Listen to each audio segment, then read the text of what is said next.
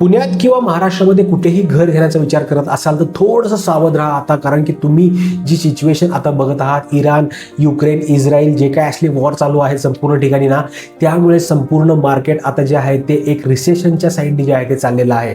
का मी असं बोलतोय, कारण की जे क्रूड ऑइल आहे त्याचे प्राइसेस खूप जास्त वाढत चाललेले आहेत. नॅचरल गॅस LPG जे आहे त्याचे प्राइसेस वाढत चाललेले आहेत, त्याचा तुटवडा होत चाललेला आहे. त्यामुळे आता तुम्ही जे आहे ते कुठेही घर वगैरे घेण्यामध्ये जे आहे ते पैसे इन्व्हेस्ट करू नयेत असाच माझा तुम्हाला सल्ला राहील. कारण की ही जी सिच्युएशन जी आहे ती किती दिवस चालेल हे आपल्याला सांगता येत नाही. हे जर वॉर असंच वाढलं तर क्रूड ऑइल मे बी $200 पर्यंत जाऊ शकतं आणि तुमचं घर खर्च देखील वाढू शकतो.